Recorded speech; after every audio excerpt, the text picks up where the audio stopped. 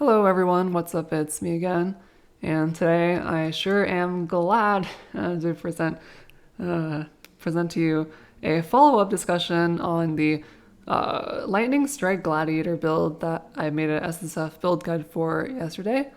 I realized today that there was like a lot of information that is very relevant to this build that I just didn't think to include in yesterday's video. So yeah, I just want to like share all that information in this video and just be sure that I actually covered all the possible interactions that this build, could have. So on today's agenda is basically I have a new endgame setup involving cluster jewels and crit multi-jewels. Also a lethal pride timeless jewel is the orange one with the with maybe the inclusion of strength from blood and a possible weird interaction with Vaal Pact and blood magic and petrified blood and instant leech and everything. I say possible because I'm not sure it's gonna work, but I want to like present the idea anyway, and maybe someone who's played with these mechanics before can like tell me if it works or not. Seems to be really crazy on paper, but I don't know for sure. But anyway, yeah, let's get started. So this is the normal endgame tree. Like if you are in like early endgame, you would want to go for a tree like this. There's like no jewels or cluster jewels required, so this is like very SSF friendly. All you need is just like points on the tree. But there is a cluster jewel setup that actually works even better than this. If you look here, the basic idea is you take off some of these nodes on the left-hand side and you take off some of the low value wheels as well, and you get this. This is the cluster jewel setup here, and there's three components to this like late endgame setup that make it good. First of all, if you want to compare the numbers, the tree only endgame setup has like 6 million DPS and 5.2k life, not including the new gear from the new patch. And then the late endgame version has like 9.6 million damage, which is a lot more at the cost of a little bit life. But if you don't take this rage wheel, you do lose some rage as well. So in order to make this comparison like really accurate, you would have to disable the 53 rage and enable the 36 rage, and that gives you 8.5. So you still gain like 2.5 million damage from 6 mil to 8.5 mil with the cluster jewel setup, and you also gain some pretty nice bonuses as well. Most relevant are the chance to deal double damage. So there's like a cluster jewel notable here on the crit medium cluster, which you're going to run 2 of, and that gives you a 10% chance to deal double damage, which is going to make your shock better and your chill better. So that's just really good. And there's another node, quick getaway, which increases your movement speed. So 10% more movement speed is always welcome as well. And then there's also a really good large cluster jewel, which is the attack damage while dual wielding cluster jewel. I don't think I've ever used this before, but there's like some pretty good notables here. The best one is Deadly Rip Hardy. This node is just crazy. You get like 6% block, 25 damage, and also 30 crit chance in one notable. So it's like a lot of value. And then you also get Quick and Deadly, which seems to do the same thing as Ambidexterity. It's just worded differently. It is 60% increased main hand damage.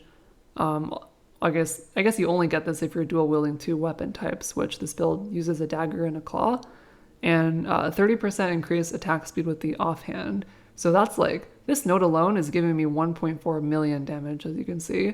This is a lot of value. And then also Martial Prowess is like the third best one here.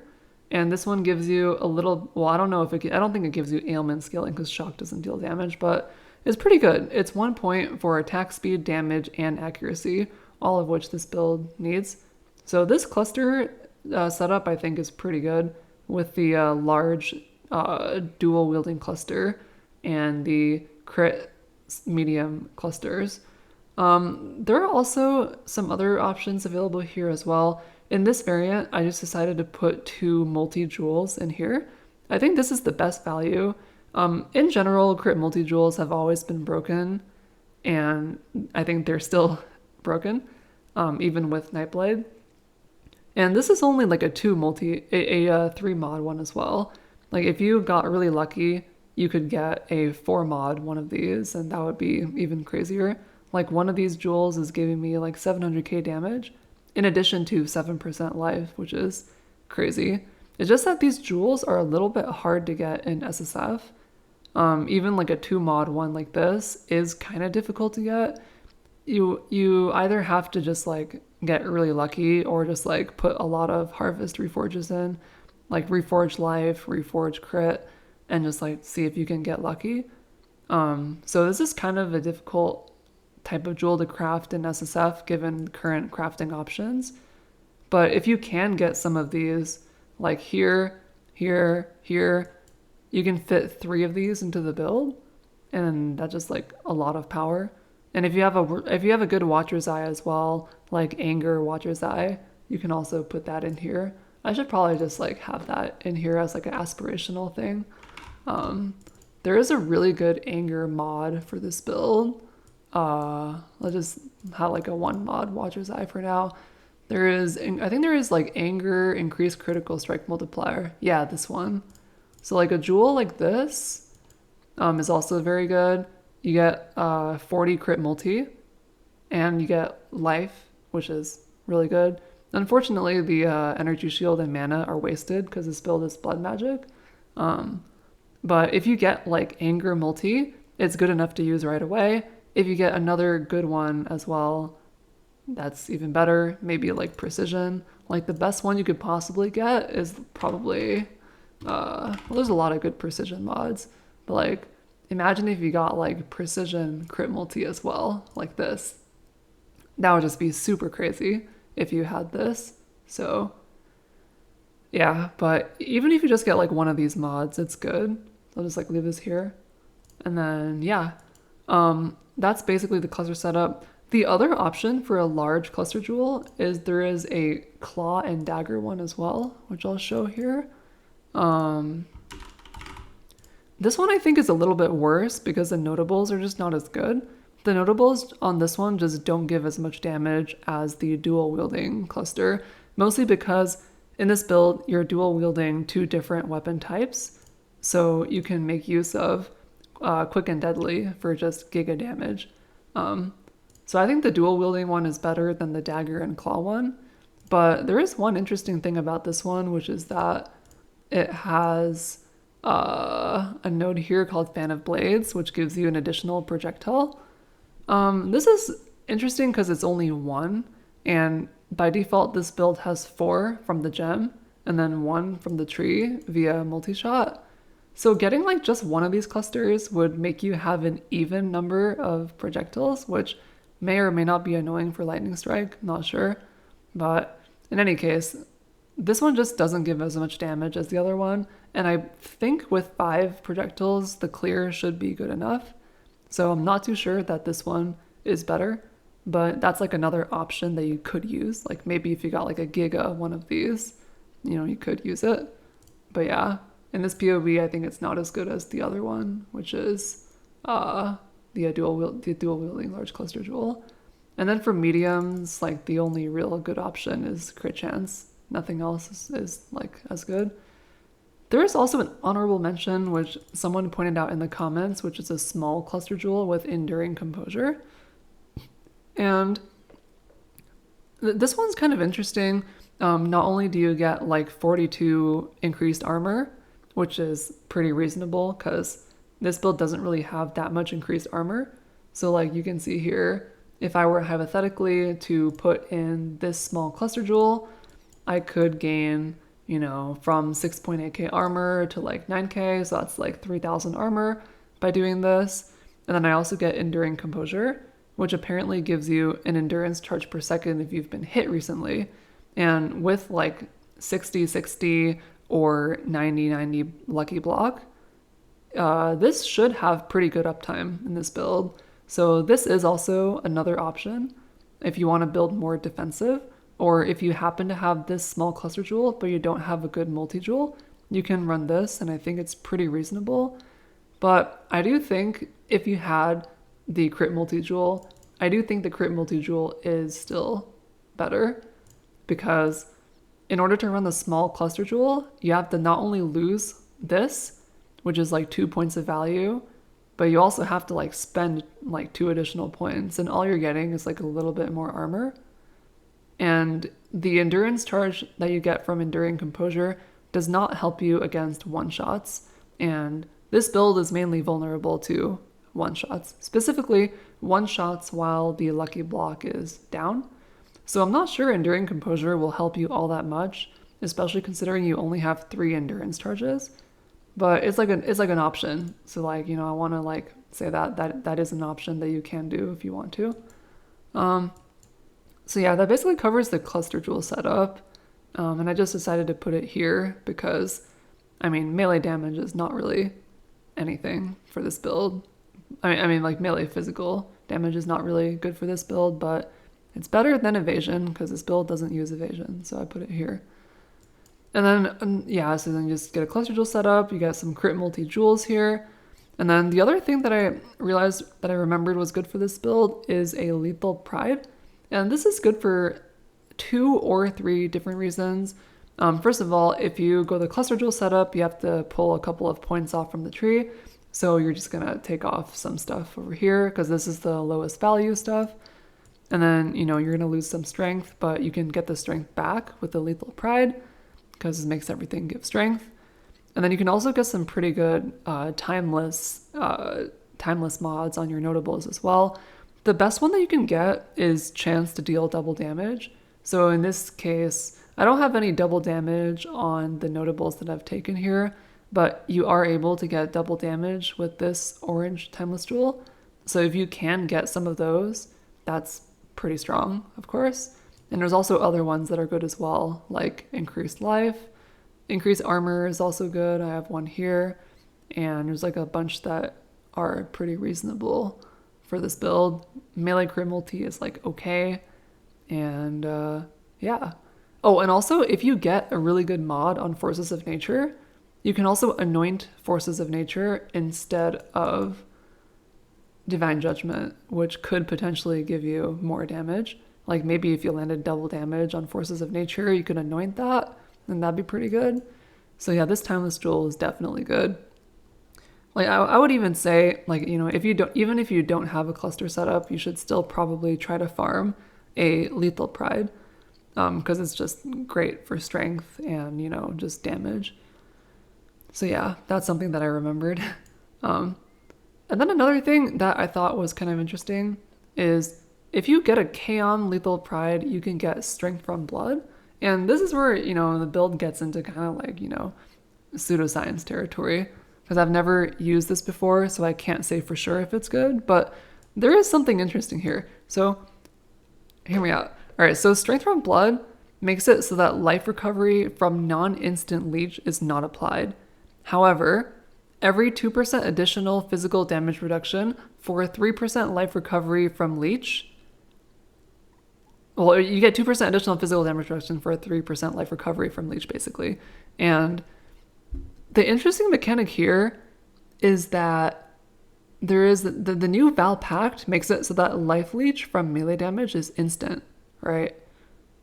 And the wording on strength from blood makes it seem like if you have some source of, like, as long as you have some source of leech going on, strength from blood will be active. Now, the interesting mechanic here is that lightning strike has a projectile hit and it also has a melee hit. So if you take Vaal Pact, the projectile hit from your attack is going to do leech over time, specifically 80% leech over time, because you have 20 instant from Weapon Master. However, the melee hit of lightning strike, which is from your additional strike, is going to have 100% instant leech from Vaal Pact, which is interesting because you can have a large amount of instant leech in addition to a leech over time effect going on, which will trigger strength from blood and give you additional physical damage reduction, I think. Now, this is kind of pseudoscience, but it seems like it would work this way. And then there is also another interaction here where in order for Strength from Blood to work, you have to have some kind of leech going on. And you can actually get over leech by getting Petrified Blood. And Petrified Blood is efficient in this build because of blood magic. So what you could hypothetically do is you put on Petrified Blood, and you got to make sure that you have over 50% unreserved life. Because, if you look at the wiki, apparently Petrified Blood does the same thing by preventing recovery above low life. This makes a damage reduction work anytime you can leech. So as long as you have Petrified Blood, you will over leech but not recover the life. And then that leech over time from the projectile component of Lightning Strike will enable Strength of Blood from to give you physical damage reduction. Does that make sense? This makes sense, right? And then also, while you have that going on, you also have a huge amount of instant leech, 20% from the projectile hit, and then 100% of your melee hit is going to be instant leech, which is probably going to be a lot of instant leech. I don't know what exactly the number is going to be, but it's going to be like very high. It's going to be like 10, I don't know, like maybe 10, 20% of your life pool every time you attack. And, this build definitely has enough damage to leech a lot. Like your average hit is like 510 if you crit, for instance, 510k. If you leech, say, 0.5% of 500k, that is like 2,500 leech per hit.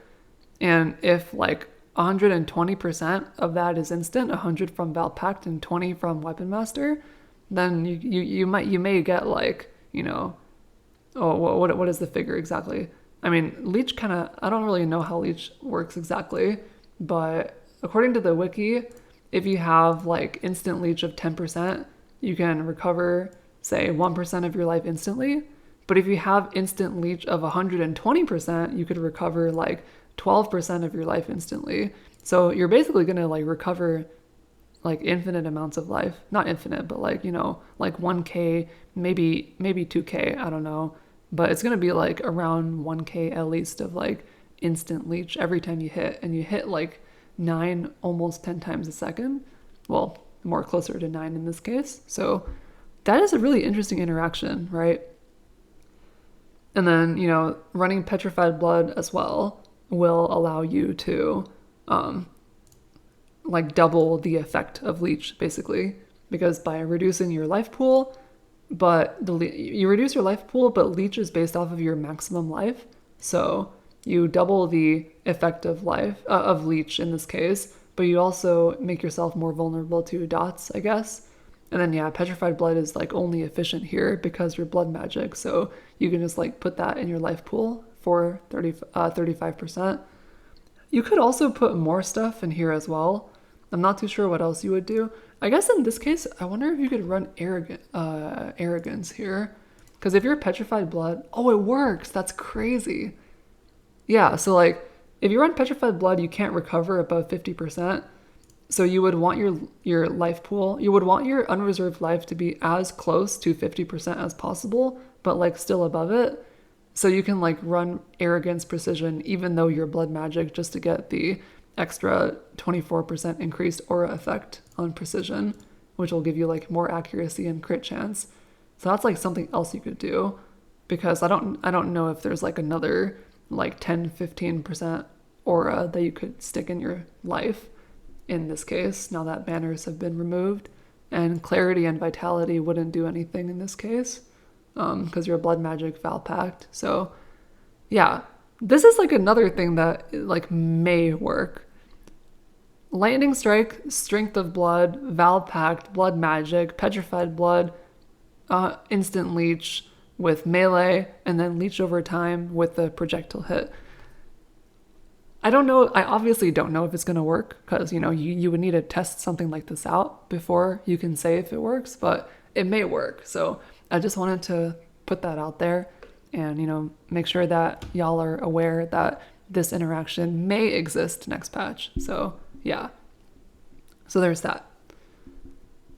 Okay, so now that we covered the Timeless Jewel, the weird interaction, the Cluster Jewel setup, and the jewels, which I really should have put this in the last video, but I just didn't think to talk about it.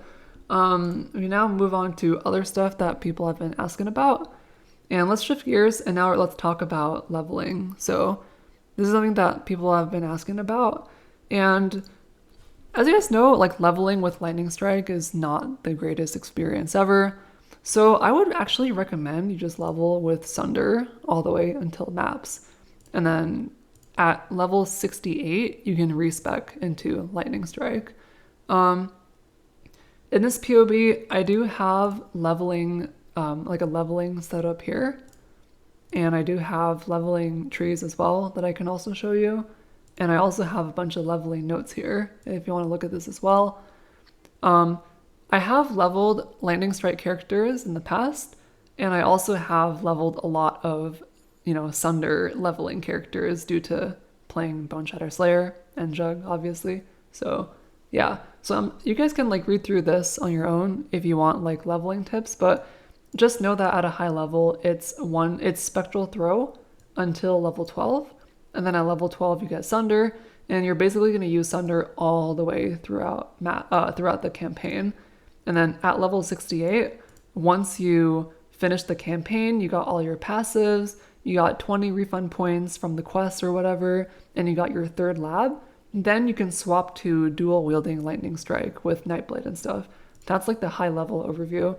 This is what I think is going to provide the smoothest leveling experience, because you really don't want to level with Lightning Strike because it's not going to be powerful enough, especially not dual wielding Lightning Strike, I think. So yeah. So that's a high level overview. And then just to give a quick rundown of what the leveling process may look like for anyone who wants like a more comprehensive plan, this is the section for you. So early on, levels 1 through 12 is going to be Spectral Throw. This is a pretty good gem because it has pretty high damage effectiveness, and it also got buffed in 3.25 as well. And the main idea is Spectral Throw, chance to bleed volley, and then you build the tree like this. You get some physical damage, mana flows for regeneration, mana sustain, a little life node here, a little damage node here. Just make sure to equip a two-handed melee weapon. Usually an axe is recommended. And then Art of Gladiator for movement speed and attack speed. And that's like 1 through 12, just very straightforward. I do think getting attack physical damage is better than attack speed, just because 3% attack speed or like 6% attack speed is like not as much damage as like 14% more damage at like level 1. You just have to be sure to get really good physical damage axes, which if you guys don't know about like the rustic sash recipe, I recommend just looking that up. You can vendor a rare rustic sash, a blacksmith's whetstone, and a white axe, I think. White axe or a blue axe, I don't remember. And it'll give you like an axe with a % increased physical damage roll on it. So yeah, that's how you basically level with Spectral Throw until 12. And then at level 4, you can get Sniper's Mark for a little bit more damage. And then, Frost Blink at level 4 is going to be the movement skill. At level 10, you get Leap Slam, faster attacks as well. And then for auras, just go with like Clarity and Precision early on. Now that, you also could use like the new War Banner as well for, oh wait, that's just melee damage. Yeah. So yeah, it's a little different because you no longer have Ancestral Protector or a banner early on because the damage from the totems was moved onto the gem itself, which is great. And then the new War Banner is melee physical damage. So you're going to use that on Sunder, but not Spectral Throw. So yeah, 2 fewer gems required from level 1 to 12, basically. So yeah, that's basically it. Pretty straightforward. And then from level 12 to 68, which is from the moment you get Sunder all the way to the end of the campaign, I do recommend using Sunder. I think every build that could level with Sunder should probably level with Sunder. It already was very strong for leveling, and they made it even better for leveling by buffing the numbers on it. So I would say Sunder is like definitely the one you want to use. You just run a link like this. Ideally, you have Sunder, close combat, melee fizz, and faster attacks. Close combat is really good because it makes your leap slam come out faster. And then melee physical damage is great for damage, and then faster attacks just so that, you know, you can go faster, basically. And that's basically the leveling setup. And then if you happen to have like, you know, if you happen to have a like red, or like a red, you can use Fortify and Maim as well. But they are not as good as the other options, in my opinion. Also, if you get a 5 link, you can like use one of these options, but this is how I've been like leveling my Bone Shatter Slayer characters, and it's just very fast, I think, and very strong and consistent. So there's this. And then for the aura setup, you can use clarity and precision if you need to, but if you don't need to, you can just take them off. And then for the auras, I probably would recommend this setup. Herald of Purity gives you more damage. Flesh and Stone, the new version of Flesh and Stone gives you more damage as well. So if you see here, you guys might know about this already, but Flesh and Stone got reworked, and now it's actually pretty good. It's a 25% aura, which gives you, what is it here? It's nearby enemies take 10% more physical damage from hits in Blood Stance. So that's just like a mini Pride for 25%. So that's very good. And then Blood and Sand also, just put that in there as well. This is really good. You get it at, you know, level 4, and it's just a straight up more area damage, which works really well with Sunder. So yeah, Herald of Purity, Flesh and Stone, Blood and Sand, I think is just going to be the gold standard for auras and leveling. And then you can put like a 1 link Poacher's Mark to help you a little bit with life and mana sustain on single target, and also a little bit more damage. And then you can also maybe try to use the new War Banner as well. The new War Banner gives you, if you have 50 Valor, this will give you 5 times 4%, which is 20% more physical damage for like 10 seconds. So I guess you could use this in leveling. You know, it's probably not going to make the biggest difference ever, but like you could use it. So may as well just put that in there as well. So that's basically the Sunder leveling setup. Pretty straightforward, and then just continue using Leap Slam Frostblink for, you know, Giga movement. And then for the tree, I would prioritize nodes in a very specific manner. So this is basically the tree that you would end up with at the end of the campaign. But the progression, I would basically go like this. So from the level 12 Spectral Throw tree, you can actually keep all of these nodes, and they're all good for Sunder and Spectral Throw. And then you basically go over here, you get this little leech node, which helps out a little bit. And then here, I think you go straight Hatchet Master. You get that Onslaught on kill, and just make sure you keep using a 2-handed axe so that you can get this Onslaught. And there's also a new Axe Mastery, which is gain 2 rage on hit. And again, every rage now is 1% more attack damage. So this is just crazy. Like every time you hit with Sunder, you're gonna get 2 rage. So that's crazy. Like you get this so early, and it's like so much damage. It's a little bit overpowered, I think. So you definitely want to get this. And then after you get Hatchet Master and the Axe Mastery here, you can just go straight into Precise Technique, and that'll give you 40% more attack damage. And then you can use Precision to cap your accuracy, or you could also take Weathered Hunter. I really like taking this node. It's very comfy. It gives you like a lot of accuracy early on, so you don't have to worry about it. And then you can also get a good amount of elemental resistance as well. So that's really good. And then the Accuracy Mastery is also really powerful early on. 500 accuracy at a low level is very good. And then after you get Hatchet Master, Weathered Hunter, and Precise Technique, you can like take this life node, and then you go over here, you take this life node, and from here, you know, that's basically it. You just go left. You basically just go left, and you take everything in order, and there's some pretty good nodes that you can pick up along the way. You know, Wrecking Ball gives you good damage with Sunder, 40% damage with Hits Mastery, another life node, a Rage Wheel, which helps you out a lot with Rage and also gives you Intimidate. And then there is a mana cost reduction node here that you can take as well if you need to. There is also another mana cost reduction node here.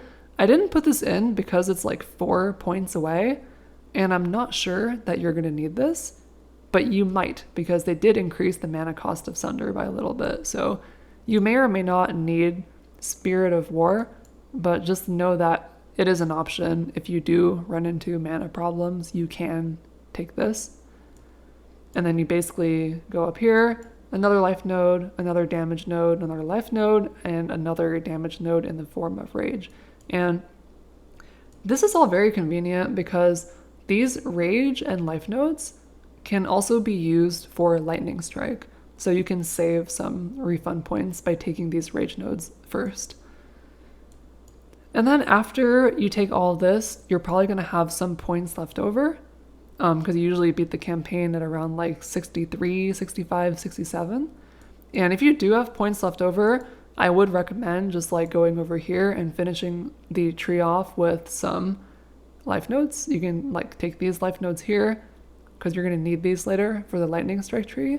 And also you can even go up to Herbalism.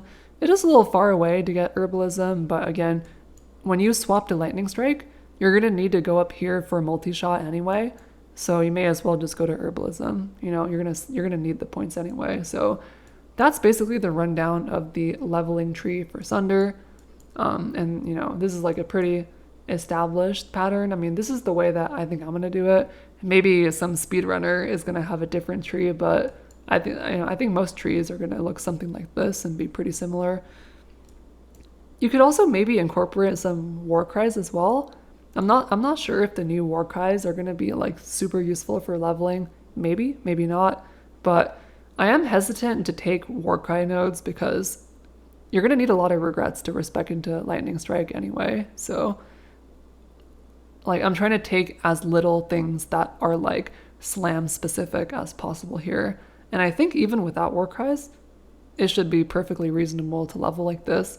I've leveled with Sunder in the past without using any war cries and it was totally fine. So yeah, this is what I think I'm going to do for this build in specific. And then yeah.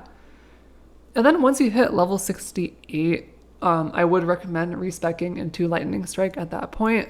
So at level 68, you have 3 ascendancy things and the pathing, which I also listed here. I think it's best to get War of Attrition first. It's just that early on in the campaign, if you'd get like unlucky with like weapons or links or whatever, you can run into a situation where you have low damage. So I think taking War of Attrition first is good.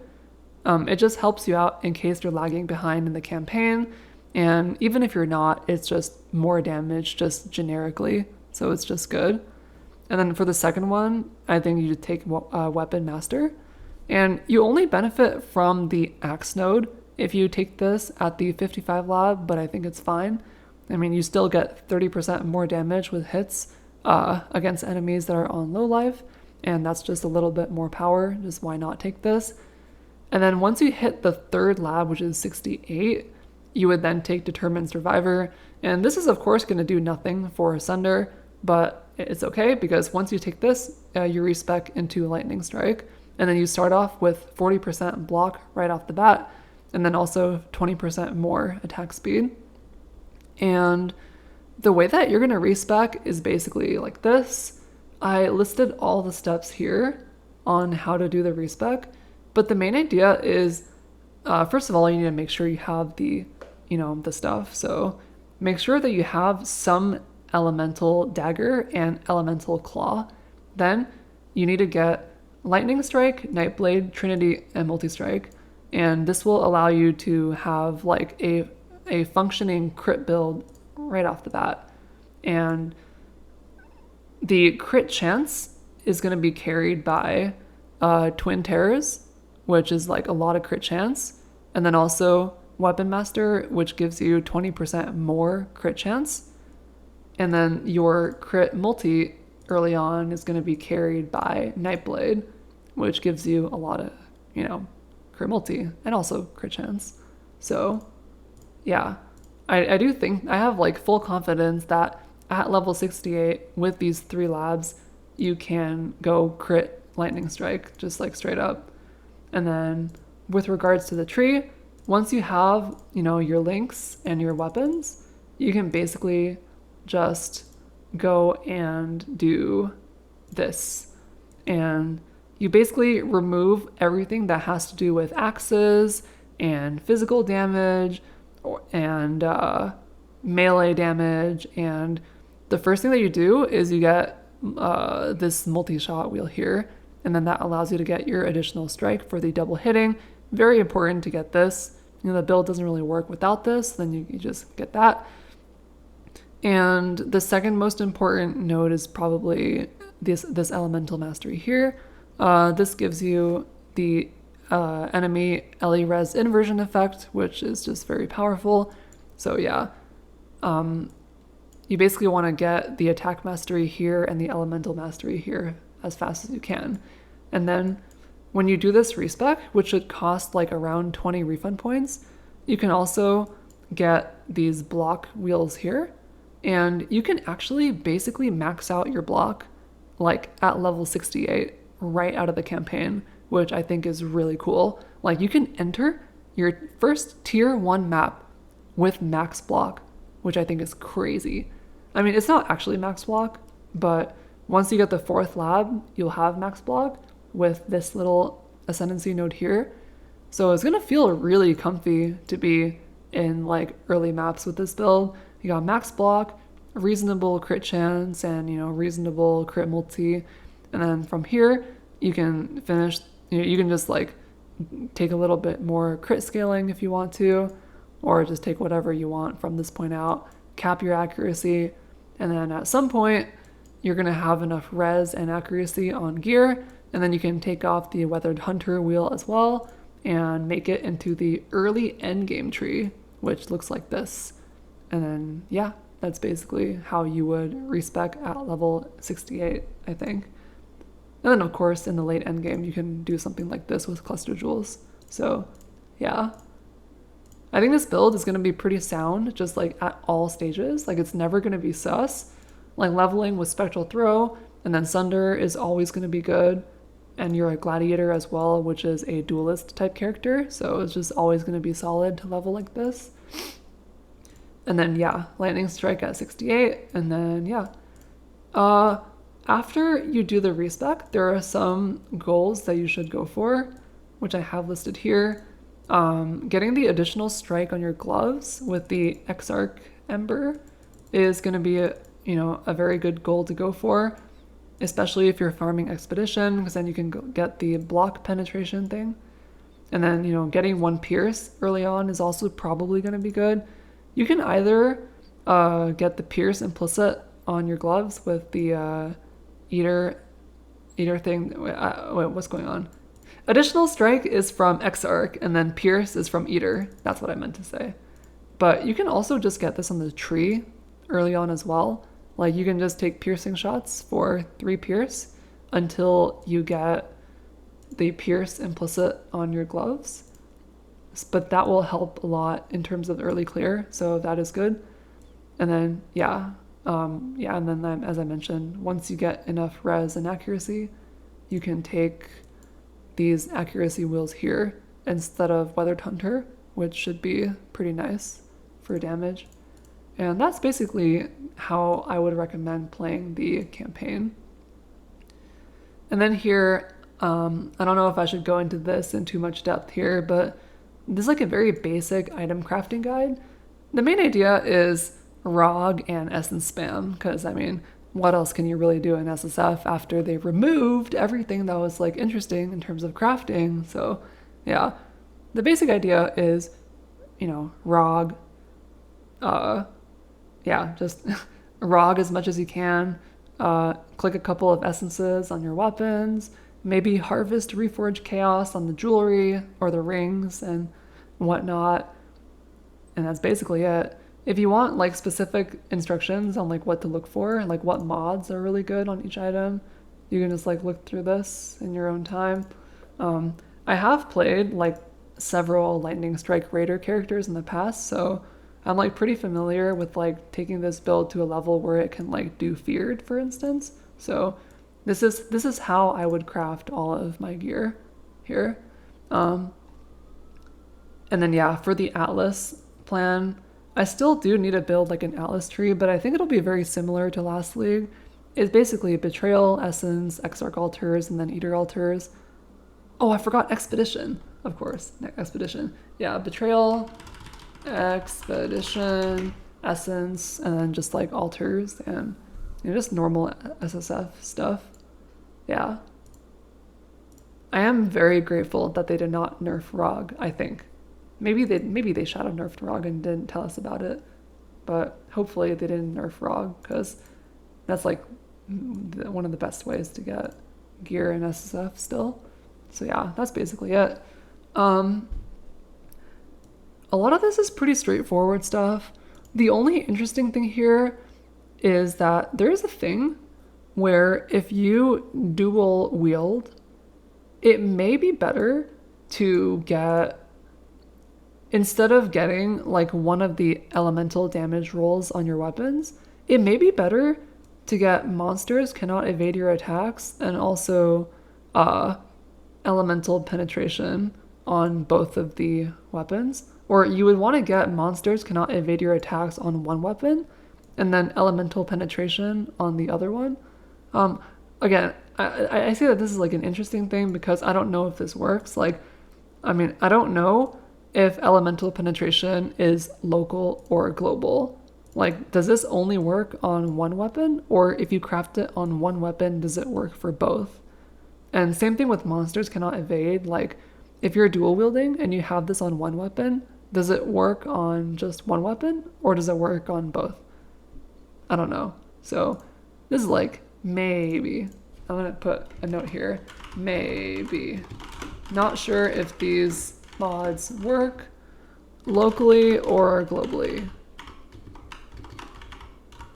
But yeah, like if these two mods did work globally, they may be better than like having a flat elemental damage roll. The one that you'd probably remove is fire damage because, I mean, fire damage doesn't really do anything good. And besides, you already have a lot of it with anger. And cold damage can chill and lightning damage can shock. So if you would remove one roll, it would be the fire roll. And then you would get these mods. But then you run into another problem, which is that you also need to craft attribute crit chance. Otherwise, your attributes are going to be kind of screwed. So then you have to bench craft 2 mods, and you have to multi-mod, one of these and then the other one. And then you have to miss like a crit roll and, a crit multi-roll. So yeah, I don't know. This is like a maybe, maybe. First of all, I'm not even sure that this works, second of all. But then you'd have to multi-mod this and give up crit multi as well. So yeah, that's like a thing that is maybe a thing, but emphasis on maybe, don't like, yeah, that's what I am. But, nothing wrong if you have like 3 rolls of like elemental damage on there. So yeah. Okay, so that's basically, crafting and leveling. And I think that's basically everything for this video. So yeah, hope you found some of this info interesting. The thing that I'm interested in the most is whether or not this Strength of Blood, Vaal Pact, dual melee projectile leech blood magic petrified blood bullshit is gonna work. I don't know if it's gonna work, but it's definitely gonna be something that I want to test out. Unfortunately, being an SSF player, I can only really test it out like at, if I farm a lethal pride. So someone playing Trade League can probably test it out like way before me next league. But it is definitely something that's on my radar and I want to try it out because if it does work, it'll be completely unhinged. You can get like infinite instant leech and more PDR as well. It'll be pretty crazy. So yeah.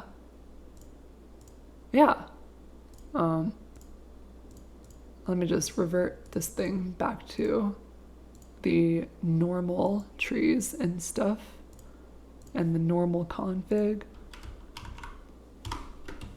And yeah, like once the new PoE updates come in, some of this scuffed custom modifier stuff can be removed, but for now we just have this here. Yeah. Okay, let me know if you found this helpful. I just was thinking about this and I realized there was a lot of stuff that I didn't include that I definitely should bring up for a build like this. And everything in here is achievable in SSF as well. The timeless jewel can be farmed in a couple days, and the cluster jewels can also be farmed.